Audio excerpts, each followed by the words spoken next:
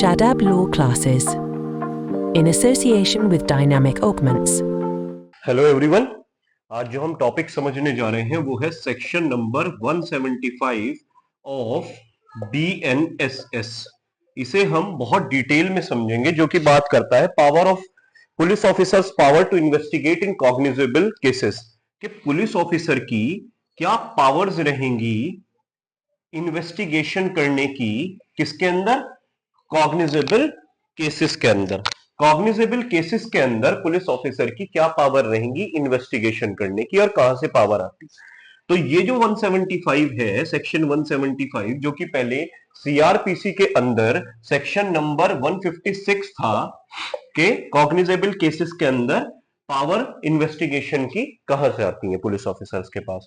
तो ये section number 175 को 1, 2, 3 और 4 इन 4 सब सेक्शंस में 175 को अब डिवाइड कर दिया गया है। तो इसे हमने काफी डिटेल में समझने की कोशिश करेंगे कि कैसे कैसे सेक्शन नंबर 175 को पढ़ा जाए, और हम आगे समझते हैं। चलिए आइए समझते हैं। सेक्शन नंबर 175 का क्लॉज 1 एक बार हम रीड कर लेते हैं, क्या कहता है। Any officer in charge of police station में without the order of magistrate investigate any cognizable case which a court having jurisdiction over local area within the limits of such station would have the power to inquire into or try under chapter 14। जरा ध्यान से सुनिएगा। देखिए, cognizable cases में, ठीक है, case offences दो तरीके के होते हैं, कॉग्निजेबल और नॉन कॉग्निजेबल। तो कॉग्निजेबल केसेस में देखिए क्या होता है, बेसिकली कॉग्निजेबल केसेस में ही एफआईआर होती है, और एफआईआर के बाद ही पुलिस ऑफिसर इन्वेस्टिगेशन करते हैं। ठीक है, एफआईआर के बाद ही पुलिस ऑफिसर इन्वेस्टिगेशन करते हैं। और याद रखिएगा, कई केसेस के अंदर एफआईआर भी जरूरी नहीं है, डायरेक्ट इन्वेस्टिगेशन कॉग्निजेबल केसेस में पुलिस ऑफिसर कर सकते हैं। तो वो उन्हें जो पावर आ रही है इन्वेस्टिगेशन की कॉग्निजेबल केसेस के अंदर, वो पावर आ रही है 175 क्लॉज 1 से, 175 क्लॉज 1 से। ठीक है, एक चीज और समझने की है इसके अंदर, एक चीज और समझने की है इसके अंदर, ठीक है, विदाउट मैजिस्ट्रेट के ऑर्डर के कॉग्निजेबल केसेस में पुलिस ऑफिसर इन्वेस्टिगेशन कर सकते हैं। अब जरा ध्यान से सुनिएगा कि अब हमें मान के चलिए इस एरिया के अंदर, इस एरिया के अंदर कोई अपराध होता है। ठीक है, अब हमें यह कैसे पता लगेगा कि कौन से थाने की, किस थाने की पावर है, किस थाने की पावर है इसके अंदर इन्वेस्टिगेशन करने की? मान के चलिए, अब याद रखिएगा, उस ऑफेंस की जो ज्यूरिसडिक्शन होती है थानों के हिसाब से नहीं होती कि ये थाना नजदीक है तो इस अपराध की ज्यूरिसडिक्शन उस थाने की लेगी, नहीं। उस जहां ऑफेंस हुआ है, जहां अपराध हुआ है, वहां कोर्ट कौन सा है, वहां पे कोर्ट कौन सा है, ये जो केस हुआ है ये किसकी ज्यूरिसडिक्शन में हुआ है, किस कोर्ट की ज्यूरिसडिक्शन में हुआ है, कौन सा कोर्ट इसको ये जो केस हुआ है, ये जो केस कौन से कोर्ट में जाएगा? उस कोर्ट की ज्यूरिसडिक्शन के अंदर जितने भी थाने आ रहे होंगे, उस कोर्ट की ज्यूरिसडिक्शन के अंदर जितने थाने आ रहे होंगे, जो उस कोर्ट को रिपोर्ट करते हैं, जो पुलिस वाले एक पुलिस रिपोर्ट बनाएंगे, चार्जशीट बनाएंगे, तो कौन से कोर्ट में लगाएंगे वो? तो जिन जिन कोर्ट्स की, अब ध्यान में रखेंगे, जहां अपराध हुआ है, अपराध क्या चेक किया जाएगा कि कौन से कोर्ट की ज्यूरिसडिक्शन में अपराध हुआ है, कोर्ट की ज्यूरिसडिक्शन में। उसी से ही थाने, जो थाने उस कोर्ट में अपने आप को अकाउंटेबिलिटी रखते हैं कि उस कोर्ट में आके वो चार्जशीट लगाते हैं, उस कोर्ट के अंदर आते हैं वो थाने सारे के सारे, वो ही क्या करेंगे, इसके अंदर इन्वेस्टिगेशन करेंगे। तो ध्यान से सुनिएगा, जो पुलिस ऑफिसर की जो ज्यूरिसडिक्शन है कि वो इस केस के अंदर इन्वेस्टिगेशन कर सकते हैं या नहीं कर सकते, वो कोर्ट की ज्यूरिसडिक्शन से तय होती है। अगर उस कोर्ट की ज्यूरिसडिक्शन है कि जो केस हुआ है ये उस कोर्ट के अंदर चलेगा, ठीक है, अगर ये जो केस हुआ है उस कोर्ट की ज्यूरिसडिक्शन के अंदर हुआ है, तो जो उससे रिलेटेड जितने भी थाने हैं उनमें से कोई भी इस केस की इन्वेस्टिगेशन कर सकता है।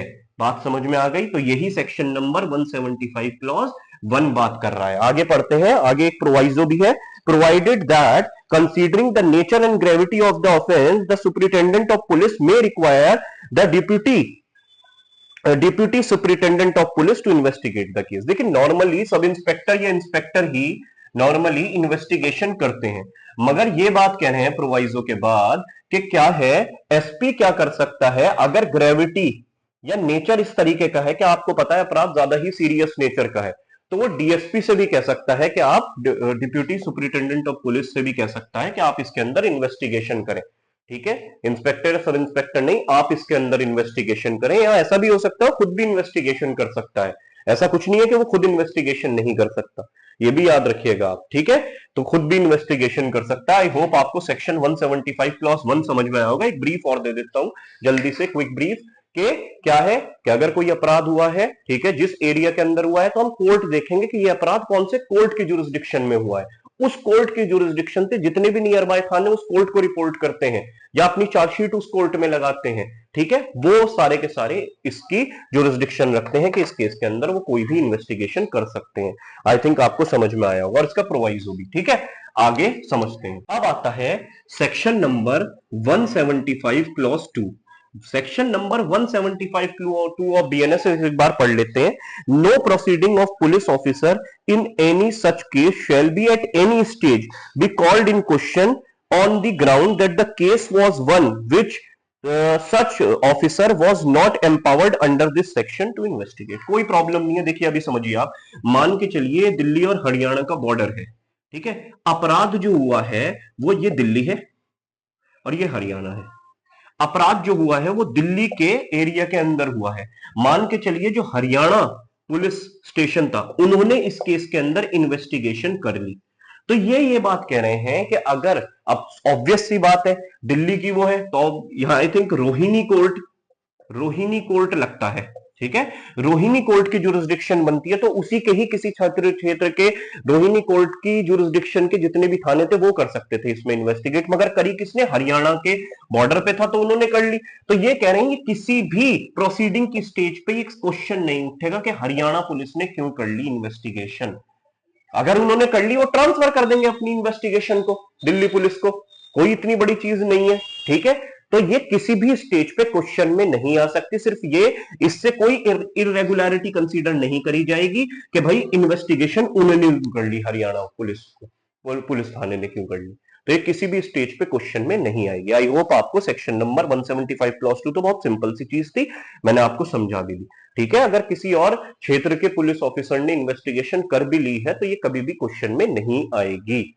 बात समझ में आ गई, आगे बढ़ते हैं। आइए अब आगे समझिए सेक्शन नंबर 173 क्लॉज 3, बहुत ज्यादा इंपॉर्टेंट सेक्शन, जो कि पहले 156(3) था। ठीक है, ये समझने की कोशिश करते हैं, देखते हैं। ठीक है, पहले एक चीज समझिए 175 क्लॉज 3, 175 क्लॉज 3। ठीक है, 175 क्लॉज 3 को समझने के लिए सबसे पहले हमें एक चीज समझनी पड़ेगी। हमें सबसे पहले ये चीज समझनी पड़ेगी 175 क्लॉज 3 को समझने के लिए, कि इससे पहले हमें 173 क्लॉज 4 को समझना पड़ेगा, जो कि क्या बात करता है, इंफॉर्मेशन के पुलिस ऑफिसर जो एफआईआर दर्ज करते हैं वो कहां पे करते हैं, 173 में करते हैं, इसमें 4 में। 173 क्लॉज 4 ये बात कह रहा है कि अगर पुलिस ऑफिसर आपकी एफआईआर को दर्ज नहीं कर रहा है तो आप क्या कर सकते हैं कि एप्लीकेशन सुपरिटेंडेंट ऑफ पुलिस के पास थ्रू पोस्ट भेज सकते हैं, और सुपरिटेंडेंट ऑफ पुलिस क्या करेगा, उसे चेक करेगा और वो इन्वेस्टिगेशन के ऑर्डर या फिर खुद इन्वेस्टिगेशन कर सकता है उसके अंदर। ठीक है, या तो अपने पुलिस स्टेशन को ऑर्डर देगा कि भाई इन्वेस्टिगेशन करो, या खुद इन्वेस्टिगेशन कर सकता है। और यहाँ पे लास्ट लाइन जो 173 क्लॉज 4 की है वो मैं पढ़ना चाहूंगा आप लोगों के लिए। Failing which such agreed person may make an application to magistrate. अब ध्यान से सुनिएगा, यही लाइन हमें सेक्शन नंबर 175 क्लॉज 3 तक पहुंचाती है। कैसे, 173 क्लॉज 4 की आखिरी लाइन ये बात कह रही है, जब लास्ट लाइन आप पढ़ेंगे, कि अगर आपको सुपरिटेंडेंट ऑफ पुलिस से भी मदद नहीं मिल रही है तो आप 175 क्लॉज 3 के अंदर आएंगे और मैजिस्ट्रेट के पास एप्लीकेशन लगाएंगे कि भाई मैंने सुपरिटेंडेंट ऑफ पुलिस के पास भी गया था। पहले क्या था कि पहले आप डायरेक्ट 156(3) कर सकते थे, जो अब 175 क्लॉज 3 हो गया है कि डायरेक्ट मैजिस्ट्रेट के पास भी आप एप्लीकेशन लगा सकते थे, मगर अब आप डायरेक्ट नहीं लगा सकते। पहले इसका कंप्लायंस होना 173 क्लॉज 4 के सुपरिटेंडेंट के पास एप्लीकेशन लगाना मैंडेटरी है, तभी आप मैजिस्ट्रेट के पास लगा सकते हैं। 173 175 क्लॉज 3 अब क्या बात कहता है, जरा ध्यान से सुनिए क्या कह रहा है। Any magistrate empowered under section 210 में after considering the application supported by affidavit made under subsection, देखिए अब क्या है, जो एप्लीकेंट है 173 क्लॉज 4 की कि भाई वो एक एफिडेविट लगाएगा उस चीज का कि भाई साहब मैं एसपी के पास होके आ रहा हूं, जब साहब मैं एसपी के पास होके आ रहा हूं, एप्लीकेशन लगाई है, उस चीज का एक एफिडेविट भी लगाएगा साथ में, उसके बाद ही वो उसकी एप्लीकेशन 175 क्लॉज 3 में अलाउ की जाएगी। आगे देखिए क्या लिखा है, में after making such inquiry necessary, ठीक है, necessary and submission in this regard by police officer, ठीक है, क्या लिखा है, आफ्टर इंक्वायरी। अब वो ड्यूली इंक्वायरी भी करेगा मैजिस्ट्रेट और सबमिशंस लेगा पुलिस ऑफिसर से कि भाई साहब तुमने क्यों नहीं करी इस पे इन्वेस्टिगेशन, क्या रीजन थे तुम्हारे जो तुमने इन्वेस्टिगेशन नहीं करी। एसपी और पुलिस ऑफिसर से जवाब लिया जाएगा कि आपके क्या रीजंस थे जो आपने इसके अंदर इन्वेस्टिगेशन नहीं करी, जो कि अब मुझे 175 क्लॉज 3 के लिए इन्होंने एप्लीकेशन लगाई है, क्योंकि अब तो मैंडेटरी कर दिया है, पहले 173 क्लॉज 4 करो फिर 175 क्लॉज 3 होगा, ठीक है, तो वो सबमिशंस लेगा, उसके बाद ही देखिए साफ साफ लिखा है नेसेसरी, ठीक है, by the order such investigation as mentioned अब क्या करेगा, उसके बाद ही वो ऑर्डर करेगा। तो आपको क्या लगाना है, एक तो एफिडेविट लगाना है जिससे ये प्रूव होगा कि 175 क्लॉज 4 का आप कंप्लाइंस करके आ रहे हैं 175 क्लॉज 3 में, प्लस उसके बाद ड्यूली इंक्वायरी करेगा एक, और उसके साथ सबमिशंस लेगा किसके, पुलिस ऑफिसर्स के, कि आपने अभी तक इन्वेस्टिगेशन मतलब आपने इसके अंदर इन्वेस्टिगेशन क्यों नहीं करी। अगर इन सब चीजों से सेटिस्फाइड होता है मैजिस्ट्रेट तो वो ऑर्डर कर देगा 175 क्लॉज 3 के इन्वेस्टिगेशन के वो ऑर्डर कर देगा। आई थिंक आपको 175 क्लॉज 3 भी अच्छे से समझ में आया होगा। यहां पे ये होता है magisterial order to investigation, magisterial order of investigation के इन्वेस्टिगेशन के लिए जब मैजिस्ट्रेट ऑर्डर करता है, ठीक है, और ये मैंने आपको बात पहले समझा दी है कि पहले 175 क्लॉज 3 जो पहले 156(3) था वो डायरेक्टली भी आप जो एप्लीकेंट था या फिर जो भी एग्रीड पर्सन था वो डायरेक्टली भी जाके मैजिस्ट्रेट के पास लगा सकता था पहले, मगर अब आपको 173 क्लॉज 4 का कंप्लायंस करना जरूरी है, उसके बाद ही 175 क्लॉज 3, देखिए यहां पे एफिडेविट भी लगेगा क्योंकि, और सबमिशंस भी होंगे पुलिस ऑफिसर के, क्यों नहीं करी, उनसे जवाबदेही भी होगी, तो इसी वजह से 175 क्लॉज 3 भी आपको आई थिंक अच्छे से समझ में आ गया होगा, ठीक है। अब पहले जो था 156 1 2 और 3 था, ठीक है, अब जो है 175 1 2 3 और 4, ये फोर्थ क्लॉज और जोड़ दिया है अब नए बीएनएसएस में, सीआरपीसी में पहले फोर्थ क्लॉज नहीं था, अब ये फोर्थ क्लॉज एडिशनल क्लॉज है बीएनएसएस में, जिसका नाम है 175 4। अब इसे हम पढ़ते हैं, ये नया क्लॉज क्या कह रहा है, क्या कह रहा है, any magistrate empowered under section 210 may upon receiving a complaint against public servant, अगर पब्लिक सर्वेंट के अगेंस्ट मैजिस्ट्रेट के पास कोई कंप्लेंट आई है, ठीक है, कोई मैजिस्ट्रेट के पास पब्लिक सर्वेंट के अगेंस्ट कोई कंप्लेंट, पब्लिक सर्वेंट के अगेंस्ट मैजिस्ट्रेट के पास कोई कंप्लेंट आई है against public servant arising in course of discharge official duties, और मगर वो अराइजिंग वो कंप्लेंट किस तरीके की है, जब वो अपनी ऑफिशियल ड्यूटी को एक्सरसाइज कर रहा था उस दौरान की कोई कंप्लेंट है, ठीक है।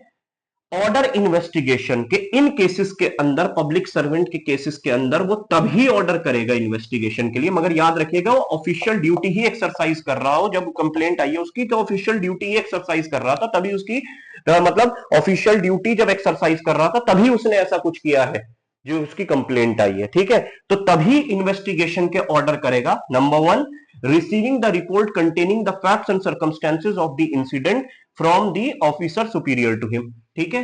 अब उस इंसिडेंट के जो भी सर्कमस्टेंसेस या ऑब्जर्वेशंस, जो भी किसी भी तरीके की भाई उनसे एक्सप्लेनेशन लेगा सुपीरियर से कि ऐसा क्यों हुआ या क्या उस टाइम स्थिति थी कि ऐसी बात हो गई, और आप क्या एक्सप्लेनेशन देना चाहेंगे इसके बारे में, ठीक है, साफ लिखा है कि receiving the report containing the fact, तो उससे एक रिपोर्ट, रिटन रिपोर्ट भी ली जा सकती है, ठीक है, उनके सुपीरियर से, जिस ऑफिसर ने वो किया है उनके सुपीरियर से ली जा सकती है।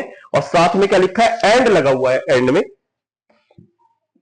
एंड का मतलब कि प्लस एक और चीज होगी, क्या होगी, after considering the assertion made by the public servant as to the situation of the incident, और एक्सप्लेनेशन इस पब्लिक सर्वेंट से भी ली जाएगी कि भाई ऐसा क्यों हुआ, भाई व्हाट वाज द रीजन, कि ये सब चीजें एक्सप्लेन करिए कि आपसे ऐसी गलती कैसे हो सकती है, ठीक है, या फिर जो भी आप इसके बारे में क्या कहना चाहेंगे, कोई एक्सप्लेनेशन है, इसके बाद ही वो ऑर्डर करेगा इन्वेस्टिगेशन के लिए, इसके बाद ही मैजिस्ट्रेट इन्वेस्टिगेशन के लिए ऑर्डर करेगा। आई थिंक आपको 175 क्लॉज 4 भी अच्छे से समझ में आया होगा। ठीक है, ऑल द बेस्ट।